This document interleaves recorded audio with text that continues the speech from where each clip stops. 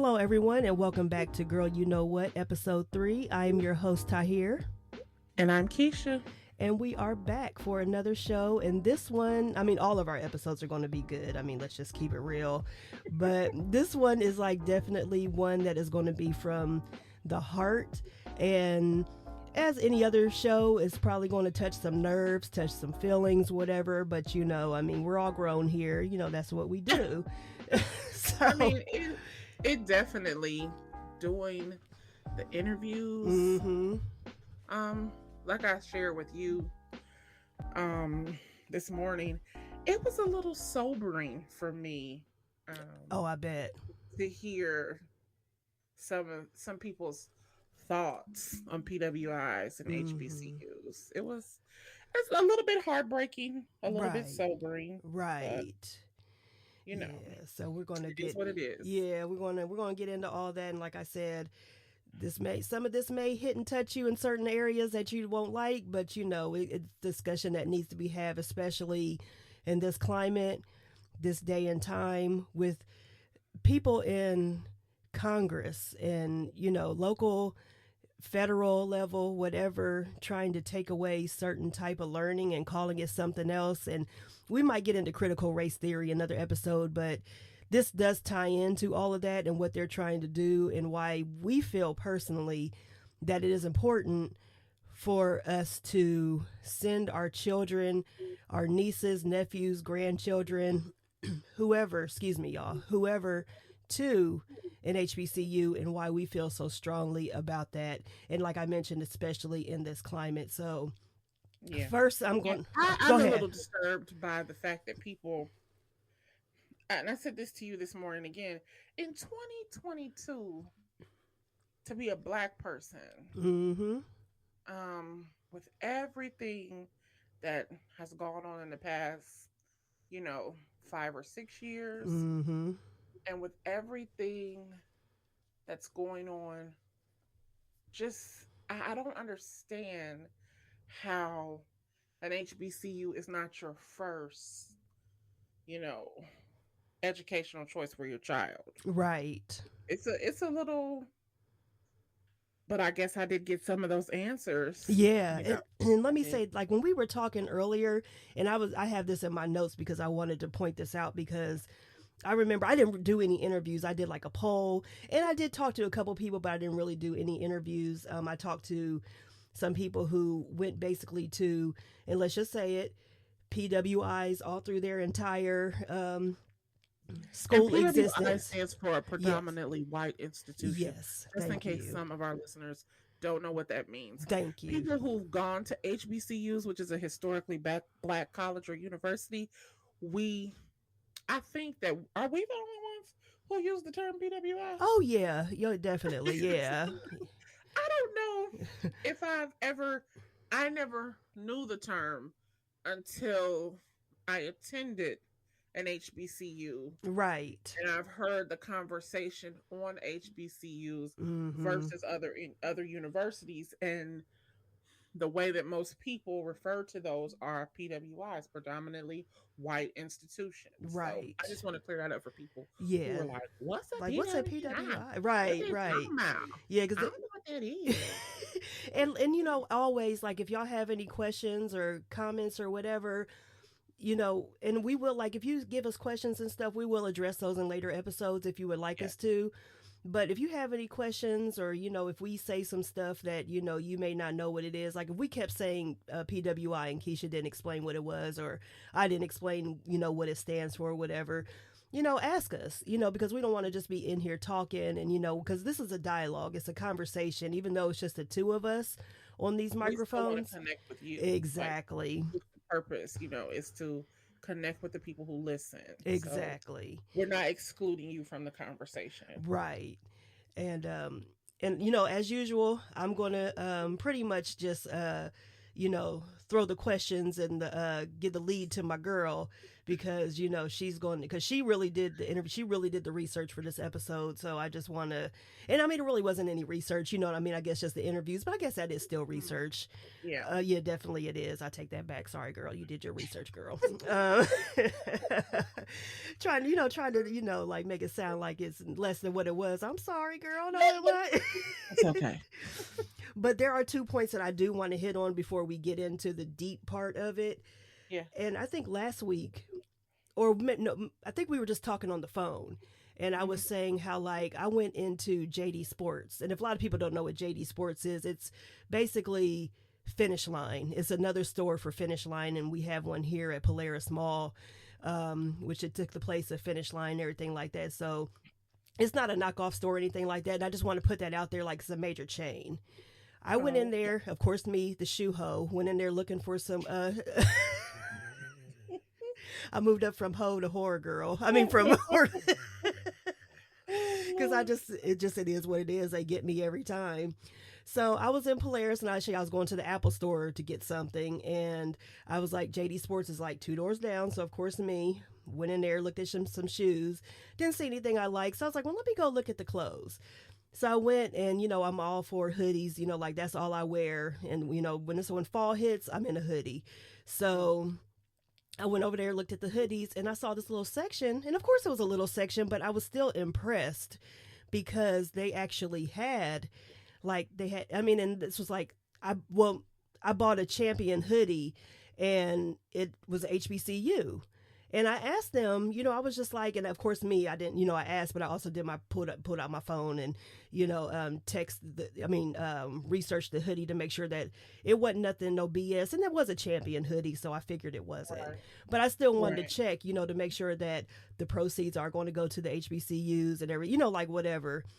And I was really surprised. I was just like, wow. But then it took me back to thinking that, and yes, I did purchase this one hoodie, but they had other things there too, but I did purchase the hoodie.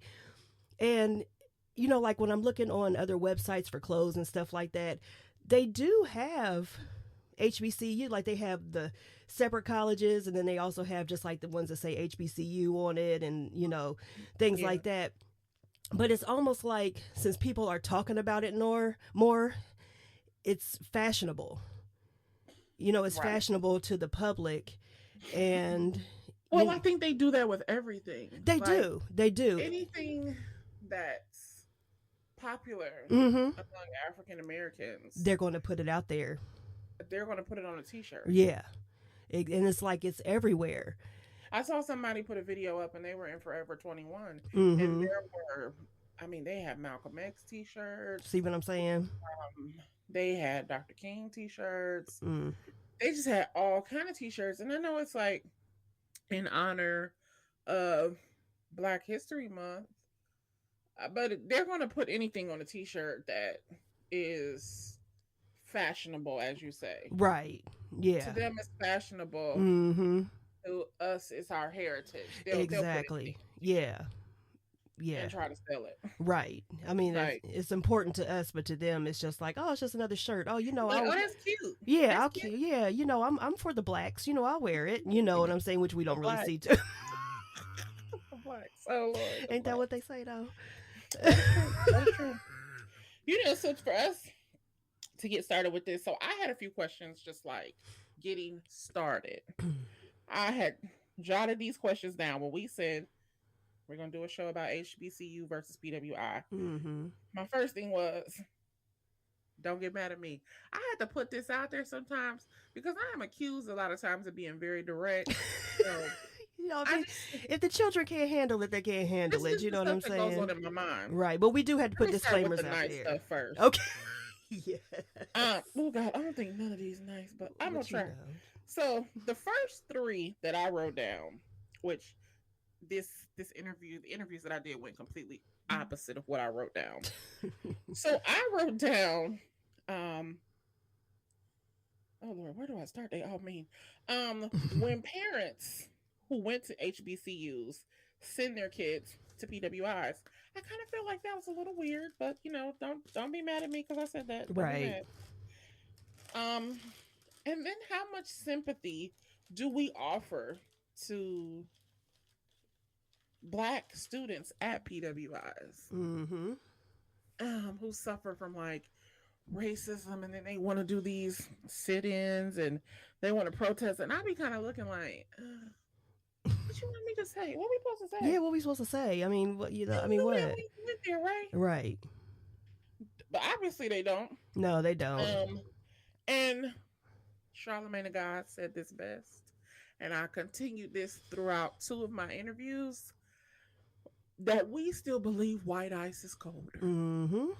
And I'm a little disturbed. I definitely learned that in the interviews that I did.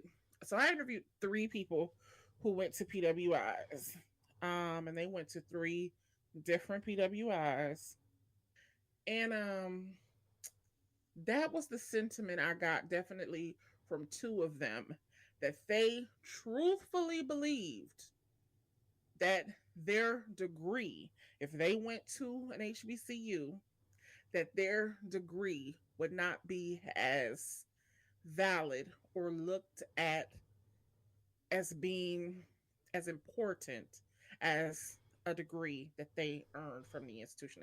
They felt like, oh, if I go to a HBCU, that degree don't hold the same weight that it holds if I go to my school. Right. I was disappointed to hear that. Because the one student who went to a PWI openly expressed that it was one of the biggest mistakes that they made, and she was a female. Mm-hmm. And she said that her exact words were, "They don't understand us," Mm. and it really like hurt her feelings. It really crushed her because she had a death while she was in college, and she said, "I don't feel like they understood the time I needed to grieve, Mm-hmm. or the time I needed off to grieve, versus someone else who we went to high school with went to an HBCU and she had a death in her family." And Mm-hmm. she said she didn't have any problem. Her professors completely understood. Like, they were very like open to her loss, and they were very comforting. They didn't like put any pressure on her. And she said to see that, it kind of like, it hurt her. Mm-hmm. She said, it's one of the biggest mistakes I made not going to a HBCU. Mm. Because now the she went to a white school. Mm-hmm. I interviewed another girl who went to a white school. And both of them spoke about being in the workforce and coming into their work to the workforce, and here they see 21-year-old white girls come in, and they're making the same amount of money that they're making with no experience. Mm-hmm. Yep. And so I had to say to one person, so do you see how you did all that work and you felt like your degree was so much better than a person who went to, say, Central State? Mm-hmm. But you're in the same boat, like, but you're right at the same place. Right. She was like, well, I guess when you look at it. But she said, well, at least I knew I would get picked ahead of the people who went to Central. Child. But that's the thought process. It's sad, but it's the thought process. Wow. I mean, this was a sobering week for me. I bet. That because as we know, like, I love my people, like, Mm-hmm. and I definitely, my heart grieved a little Yeah. to hear that, and to have those conversations, because one person, look, we were on the phone for a whole hour, like, going back and forth Mm-hmm. about this, and I had to say, like, you are just a number to them. Exactly. Are you telling me that you honestly believe that they wanted you at that university? You are filling a quota. That's it. They have to have you there for a quota. Mm-hmm. But the tip of the iceberg was, what prestigious HBCUs? Child. Pardon me? Pardon? So are you saying that you don't believe that there are prestigious HBC? No. When I think of prestigious universities, I think of Harvard, Yale, Princeton. That's that whitewashing. I was like, oh, okay. And people really believe that. Like, I remember just saying this a long time ago, like when they first started doing those viral videos where kids were, black kids were so happy that they got into Harvard and Yale and places like that. And that's fine. That's great. But I just wish that, first of all, that they would have applied to HBCU because you would be more valued there. But for them to know that there are prestigious HBCUs. There are. I don't understand why. I do not like those videos, by the way. I was just happy because the kid was happy. Like but yeah, it made me feel away. It did make me feel away. I'm not going to lie. A black family mm-hmm. huddled around a computer mm-hmm. and jumping up and down because your kid got into Princeton. I do not right. like those videos. Mm-hmm. And call me what you will. Say what you want. It's almost sad. It is sad. I totally agree. It is sad because the first thing I would think of is, why aren't we this excited?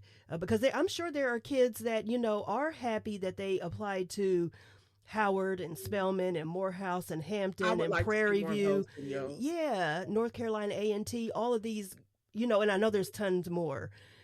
Even the smaller HBCUs that do meet that prestigious criteria, I will say. But I just wish we would have seen those videos. I think I saw one. Really? Yeah, I think I did see one where the kid was happy that they got into Howard because it was like a legacy thing, because I think their parents went, their grandparents went. But that was the only one I remember. The rest of them were these quote unquote Ivy League, quote unquote prestigious PWIs. And then the person went on to tell me, like, I said, so you think those degrees really mean something? They will take any Caucasian student as long as their parents can pay. Exactly. Oh, I don't think that they would take somebody who has a low GPA just because their parents can pay. Stop it. Because those are facts that can be checked. They're the ones presenting the numbers. Yeah.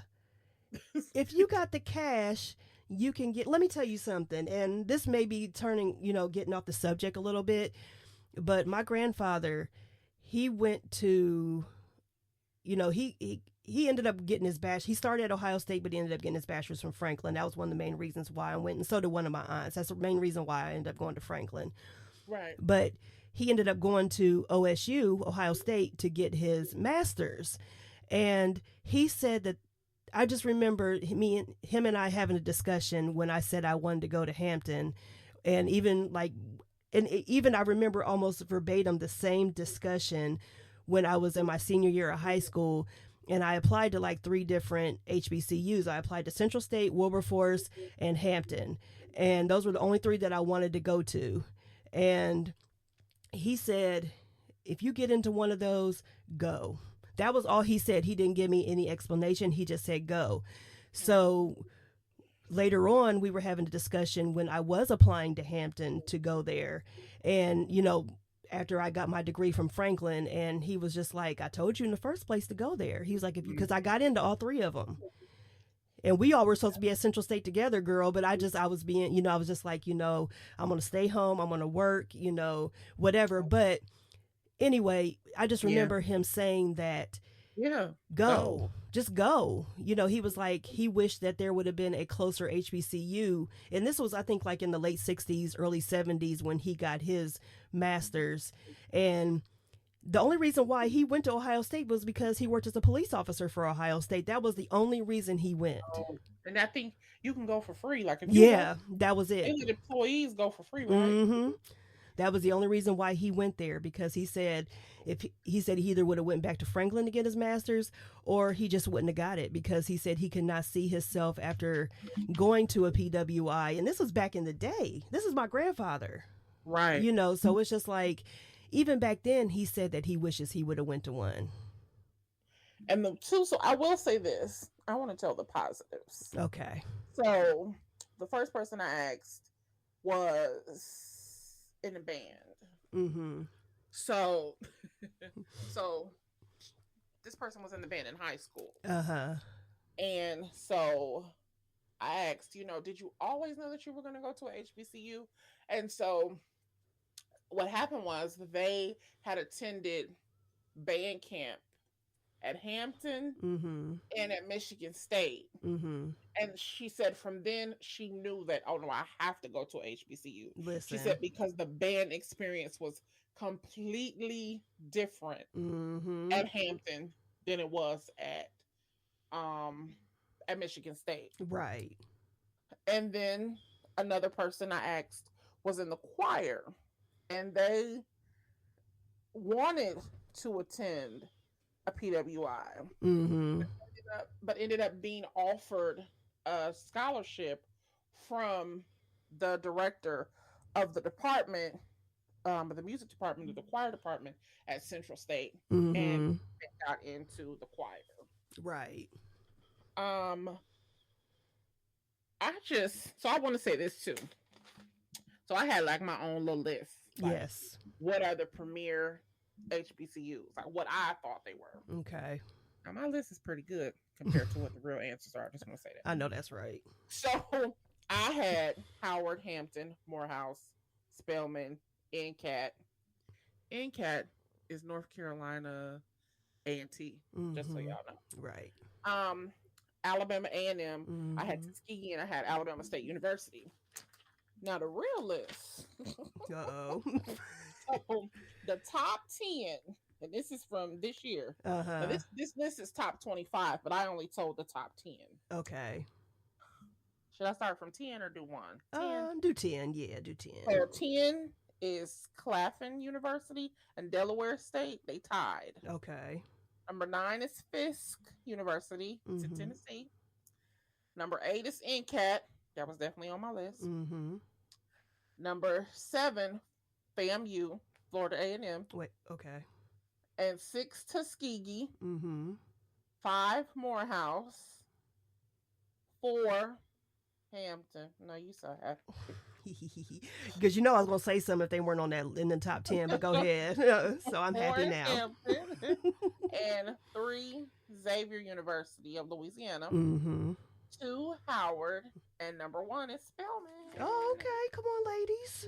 So that is the top 25 list. They have another list for the biggest HBCU. So this would probably be based on size. Okay, like enrollment and stuff. Okay. So number 10 is Jackson State. 9 is Southern. 8 is Morgan State. My cousin graduated from Morgan State. Yes. Come on now. Number 7 is North Carolina Central. Oh, okay. Number 6 is Tennessee State. 5 is Prairie View A&M. I just want to say that Nana is walking up to the door. Yes. Number. Oh my Lord, help us. Are we gonna get a sound bite? Number 4 is Texas Southern. Number 3 is Howard. Number 2 is Florida A&M. And number 1 is NCAT. Okay. Yeah, that's definitely based on enrollment for sure. Yeah, that's definitely based on enrollment. Okay. And let's just say that between the list that Kisha did on her own, the top 25 list where she did the top 10, and then the top 10 based on enrollment, you mean to tell me in that list that people can't, and I mean, that's just not even a quarter of HBCUs. Because I want to say this school keeps sticking out to me. Dillard. Is Morris Brown still open? I think it is. I think it was about to close, but I think it got saved. Miles College is still open. Yeah, Miles College is still open. Yep.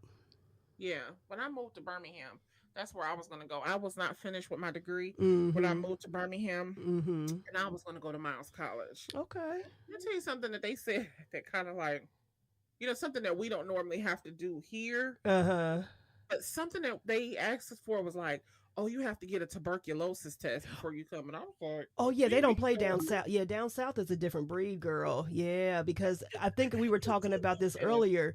I have a brother that's much younger than us.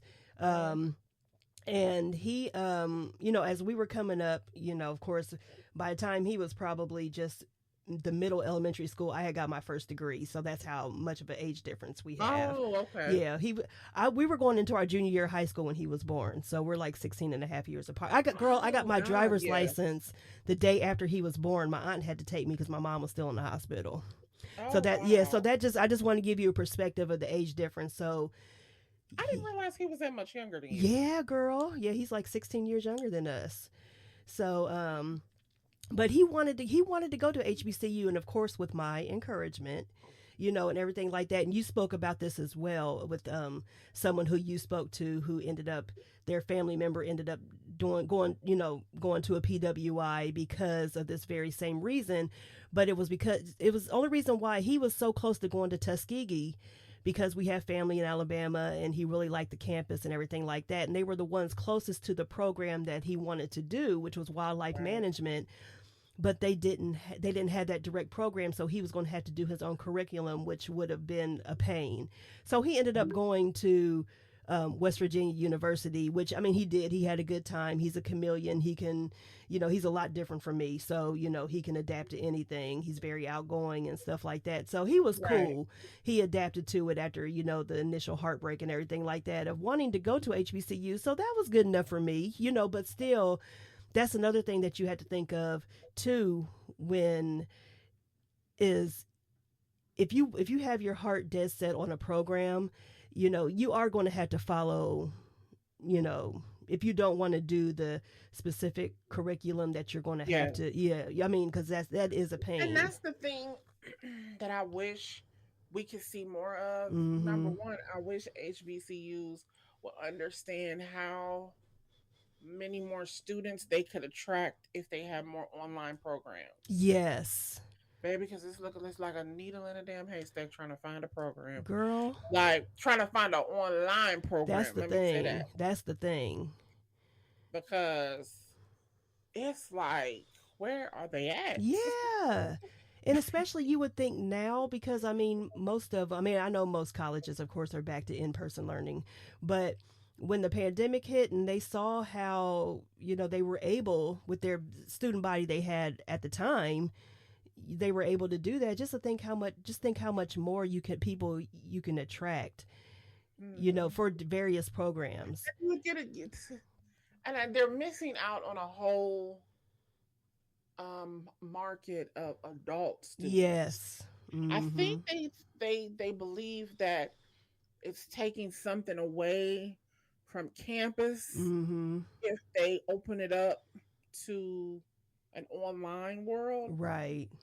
But honestly, the young kids gonna come They're regardless. going to Kids come. gonna keep graduate from high school, coming to a HBCU. Yeah. You don't have to worry about that. Yeah, But that's it's still going to the happen. adult students who love HBCUs, Mm-hmm. who want the opportunity to say, I have a degree from an HBCU. Yeah. You're missing a whole. So people are going to places like Liberty University, like I did, Mm-hmm. because Liberty has, when I say you can, I mean, it's a vast, they just have everything. Right. I mean, the online system, it's quick Mm-hmm. and it's, no, listen, they ain't gonna just pass you. Right. You Right. have to do that work. You're gonna have to write Yeah. those papers.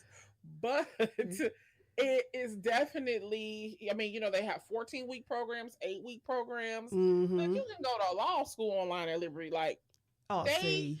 they have made it convenience. Yeah. Convenience is the key moving forward. Mm-hmm. And I just wish that HBCUs would put the time into convenience, Mm-hmm. giving the ease of learning to people and Right. not making it easy, but making it accessible to Mm-hmm. people.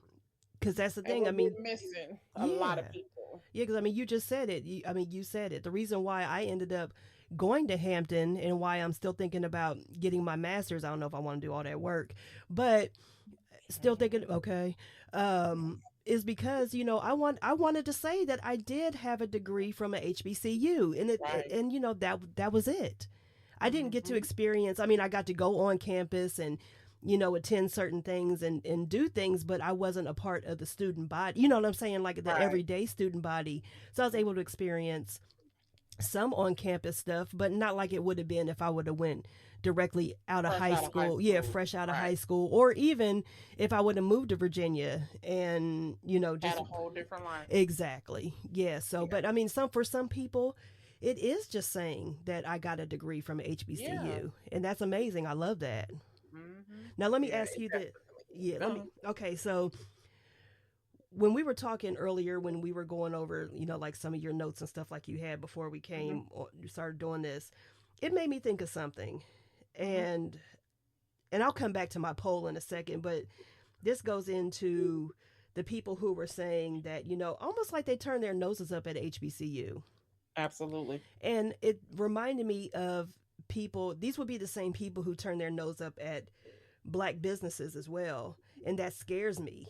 Yes. It's like you had these certain much higher expectations for a black business or a HBCU than you would have for the mediocrity that you would I get. brought that up in the conversation. Okay, what was said?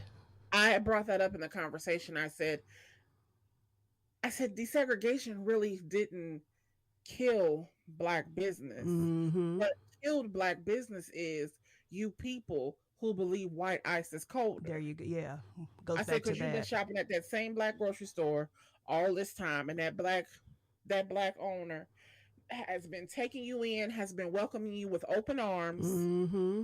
and you've been getting your meat from them, your sugar, your flour, everything. Mm-hmm. Soon as desegregation hit, it was that group of people who felt like I'm going to the Piggly Wiggly. Mm-hmm. I'm going over here and spend my Mm-hmm. money. I don't got to spend my money where you niggas is at. Right. And that's what killed black business. Yeah. That's what kills black business to this day. Period. We show all the grace in the world. And I said it to that person.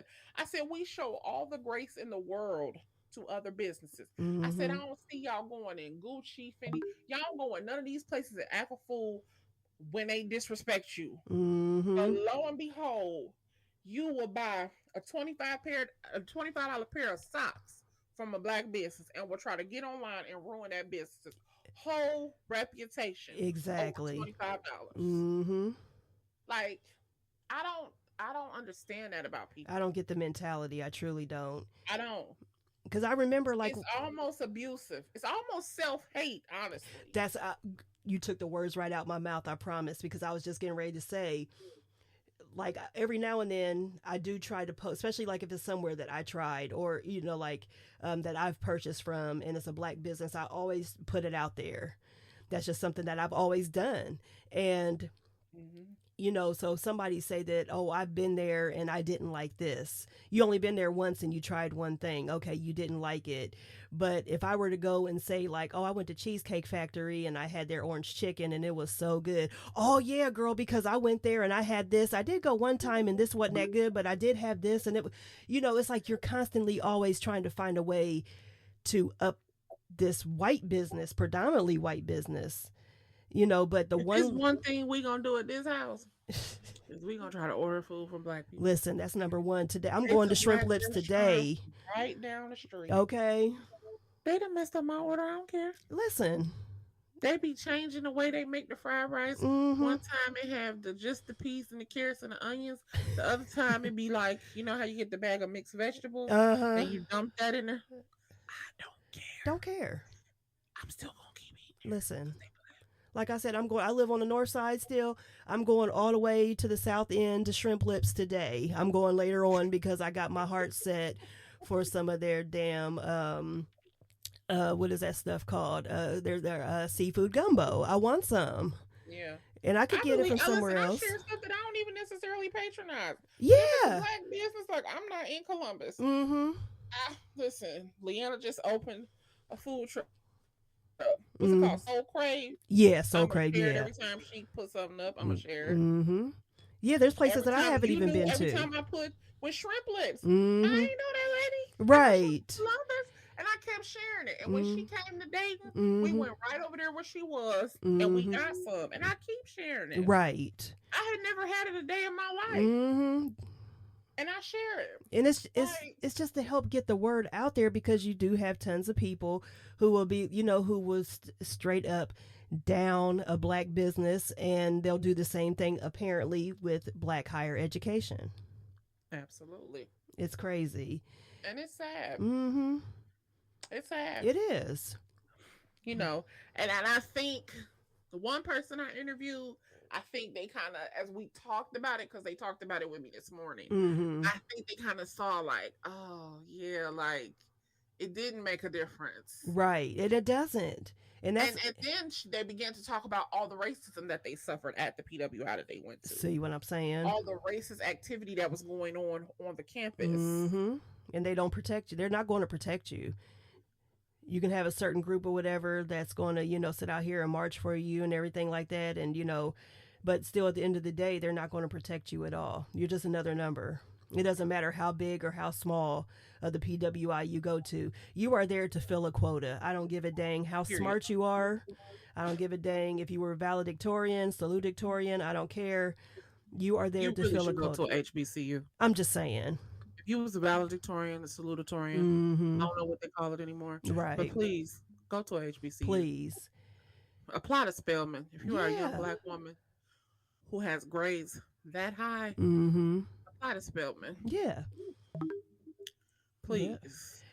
Yeah. Oh, this is the last thing. And then as we begin to talk about Meharry, the individual said, so you really think they teaching something different at Meharry than they are at whatever other medical school they said? And I said, so you think at an African-American medical school, they are not teaching doctors how to tend to black patients? I mean, let's start right there. Because I think that most of the staff is not black.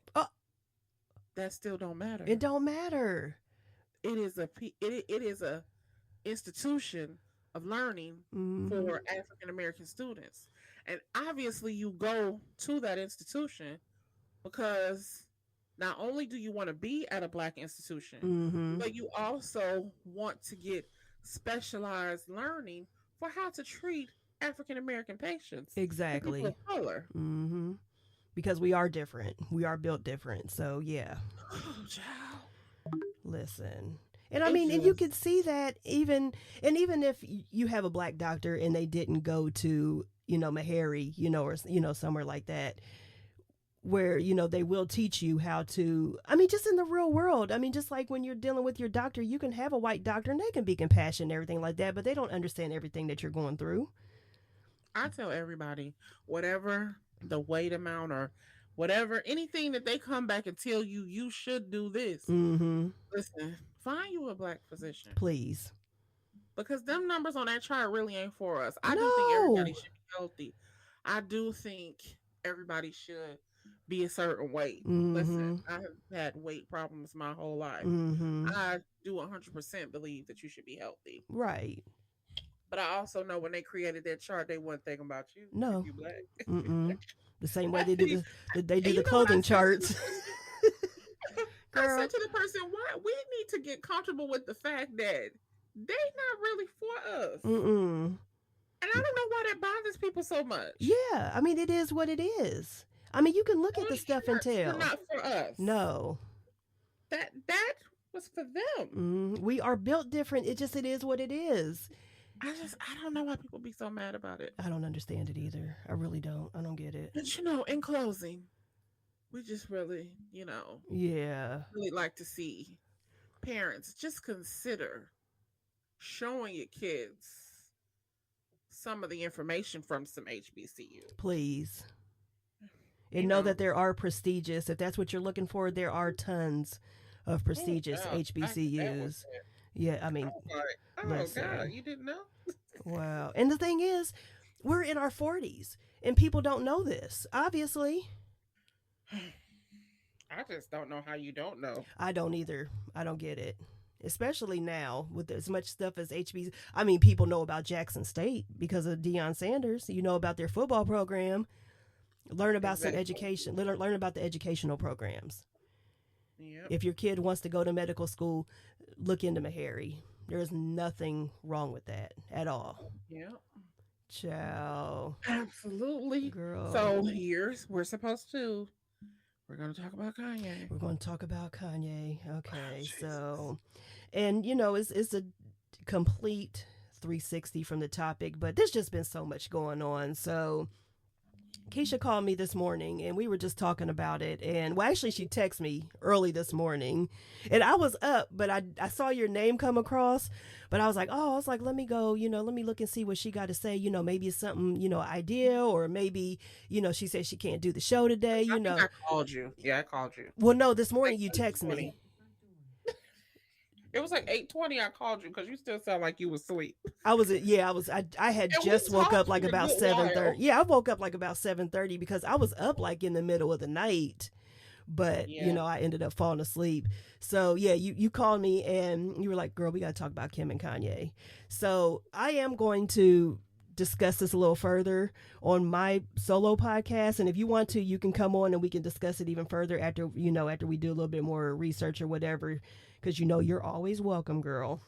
I just want you to tell me what's going on. Because somebody brought it to me like, are you guys going to talk about his abusive behavior? Yeah. And I did watch the first episode of Genius. Oh, okay. Yeah, I haven't watched it yet. Irritated. Because Netflix, we do not want you to become Hulu. Right. So you have to come back next week and watch episode 2. Come back next. I was like, nope. No, we're not doing that. 3 episodes are on. I'll come back and finish watching it. But I'm not doing that. It's Netflix and chill for a reason. We're trying to binge, honey. We're trying to see the next episode. You're supposed to only make us anticipate the second season of a show. The next season, I should say. Something that perturbed my nerves. Like, seriously? That's what I heard about it. That's why I was like, should I wait to watch it? Because they're not. Okay. Wait.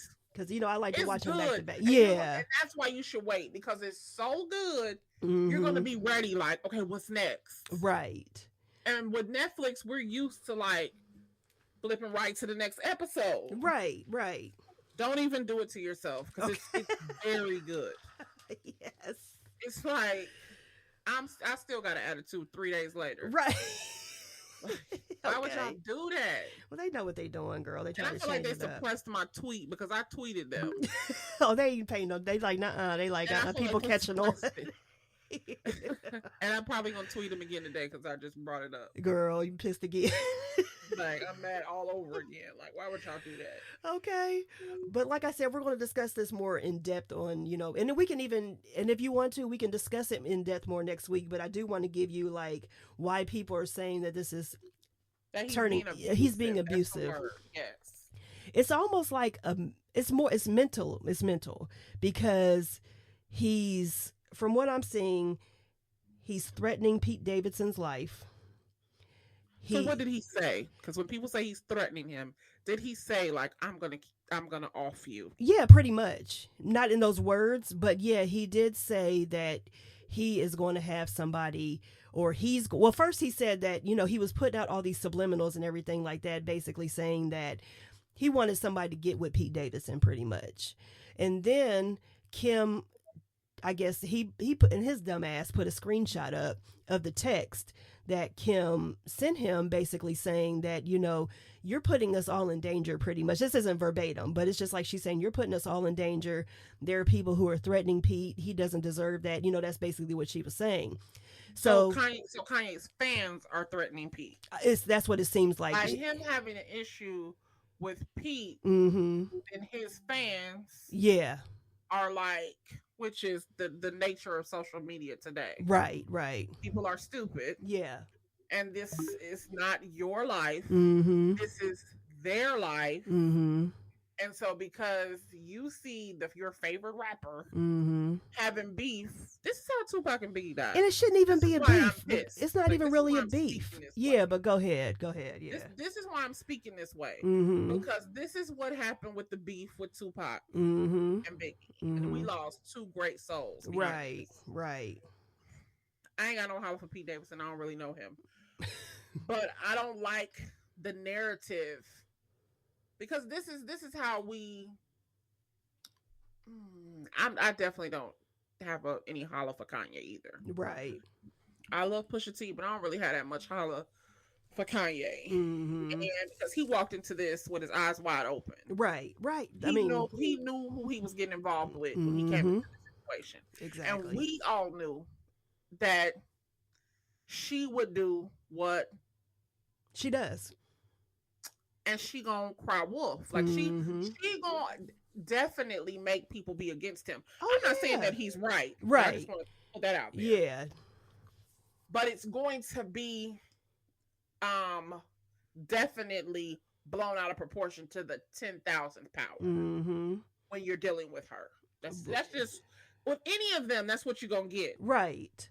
And he went into this with his eyes wide open. So I don't know how sorry I feel for either one of them. Yeah, I don't feel sorry for either one of them. I don't. And, his response back basically to her, basically saying to quit putting this out there and everything like that, basically the threats and everything like that, is that she, what did she say? Oh, he said, he basically just, I don't even think he responded back to her. If he did, he didn't show that part, but he basically put out a call saying, y'all leave him alone. He has some kind of nickname for him or something like that. Y'all leave him alone. I'll handle this myself.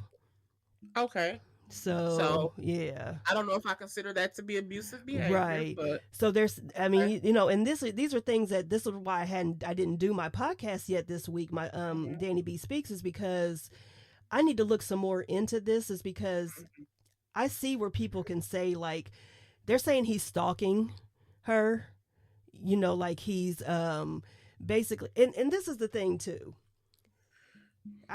He's been out here dating and doing what he wants to do. She's been linked to one guy, and y'all know I cannot stand the Kardashians, and I'm not taking up for her, but she's been who knows what Kim's doing, but she's publicly been linked to one guy. He's out here doing what he wants to do and making a spectacle of, his relationships and things like that for clicks. That's basically all it is, for pictures and things like that.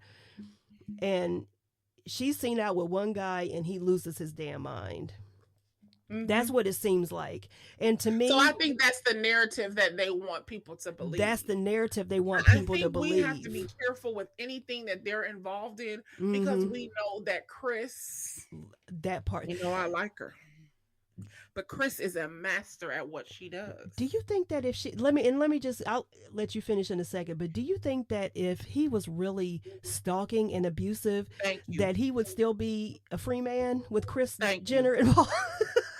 Corey got that security on super triple lock. Listen. Okay? Corey would have had him on video, like, it would have been everywhere, and he would have been in jail. Listen, already. Let's be honest. But when I say Chris is a master at what she does as far as what she puts out to the media. Yeah. She knows what she is. They all know what they're doing. Absolutely.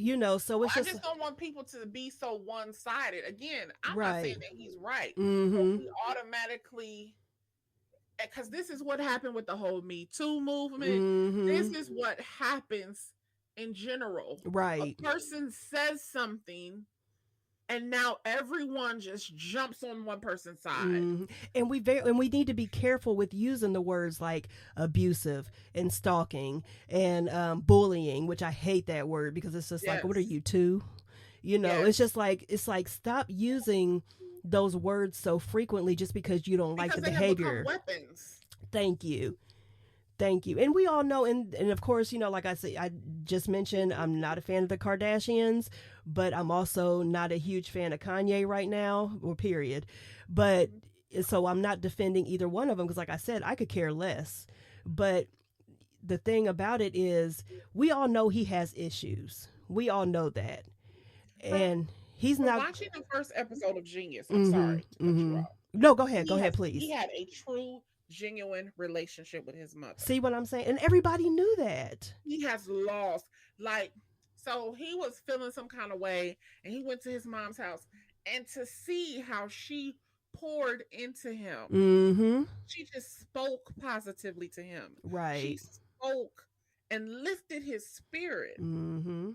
And we have to remember he lost it he suddenly. doesn't have that. Right. It wasn't like she was he doesn't sick. have anyone. Yeah, it wasn't like he was prepared. And not saying that any loss, trust me, not saying that any loss is going to prepare you for when that person is gone. Definitely not. Right. But to lose somebody, and especially somebody that close to you, regardless, you know, mother, father, whoever, suddenly like that, this is for anybody. That has to be hard. That, It's I mean, like being a plant and never being watered again. Like, if you have not watched the first episode of Genius, look at it. You'll be able to see it right away. Right. Like, he's out here in a world by himself. Yeah. And I really think instead of being in a relationship with somebody who encouraged him to get therapy and to get help, who genuinely loved on him, he ended up in a relationship with somebody who was in love with the camera, who was in love with being seen, who was in love with, at the time when he needed to be the most private. Right. When he needed to be covered. He ended up in a relationship with somebody who overexposed him. Right. And it just was not the time. So he's never really had that moment to, like, you know, be covered. Look, I am a person who was married, who is divorced.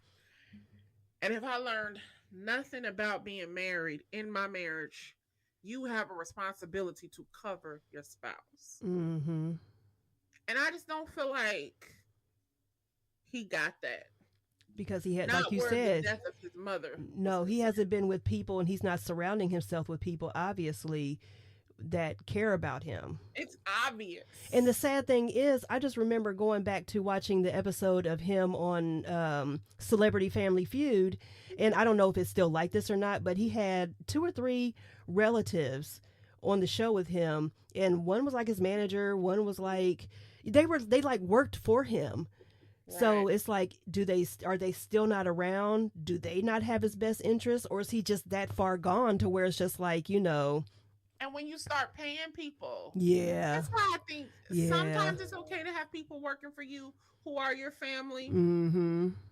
But when people start depending on you for their livelihood, they gonna start telling you whatever you want to hear. That's why Donald Trump can't get nothing done. Exactly. That's why Whitney Houston is, you know. Yeah, because you're a business to them. You've stepped out of the realm of being my cousin, right, or my sister. Now we gotta keep you pumped full of whatever we pumping you with to keep you going. We need you to keep going because you are the person who pays us. And then once you're gone, we're still going to find a way to make money off of you. Hello, hologram. Exactly. Fake documentaries. So, y'all know how I feel about Pat Houston, so, you know, if you follow me. So anyway. But that's what happens. So what do I always say? Give the same grace that you want to be given. Yes. If you are my friend, you know that I say that religiously. Yes, you do. Give the same grace that you want to be given. And people lose that. Yes, and when we have those moments that we are not our healthiest mentally, you want to be given grace. Yep. I'm just saying, extend him a level of grace. Yeah. I'm not on neither one of their sides. Right. Because I feel like all of them have sowed the seeds. Oh yeah. Without a doubt. I don't feel sorry for Chloe. No. Because Chloe was messing around with French Montana when she knew he was messing with Trina. Hello. Everybody knew that. Chloe started messing with Tristan, and everybody knew Tristan was messing with Jordan. Yep. Tristan and Jordan was in a relationship. I knew Jordan before I knew Tristan. I didn't know who he was. Because he wasn't nobody, and like you really didn't hear, even if you follow, like back then I did follow the NBA and I still didn't know who he was. I was a Cavaliers fan before LeBron came back and I still didn't know who he was.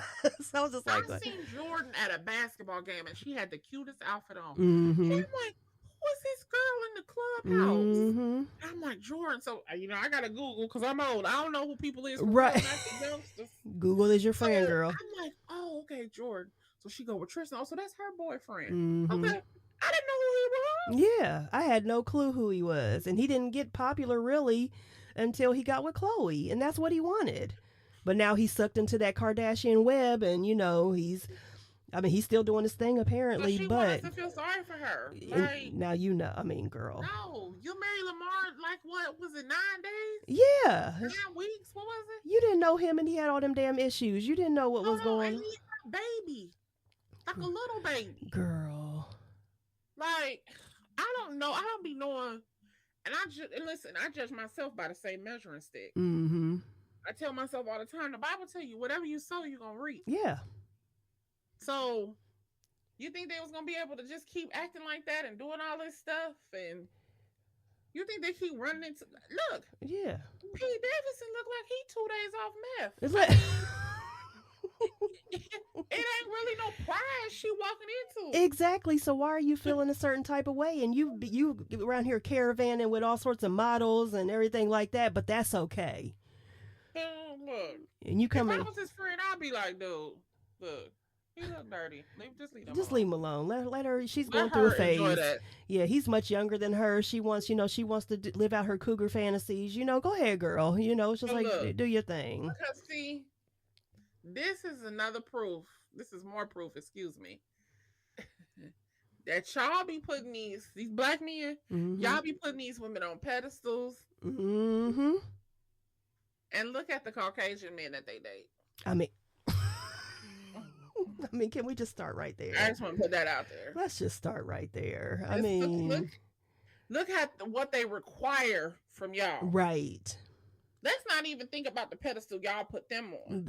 That's a whole different girl that they put y'all through. We can be a whole another 2 hours just talking about that. That's what I'm gonna leave you with. Think about what they put y'all through. The hoops they make you jump through to turn around and date that type of man. Exactly. And there's that. Child, we at our time, honey. Yeah, girl. But we needed to get it all out. Yeah, it is what it is. So there's that. There's episode 3. So we want to thank you all for tuning in once again. We hope that you enjoyed the show. Trust me, there will be more to come. We're going to be on a consistent schedule with the release date being Tuesday. And I'm going to try to have it out by Tuesday afternoon, but it will be Tuesday. Tuesday is the release date for Girl You Know What podcast. Yes. So yeah, and just follow us on IG.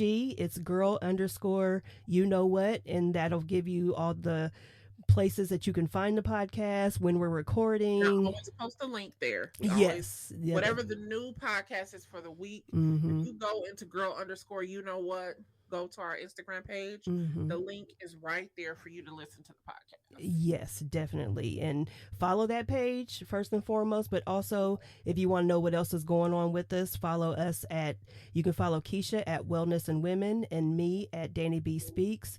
And that's this week's show. So we will talk to you all later. Have a great week. All right, everybody. Bye-bye.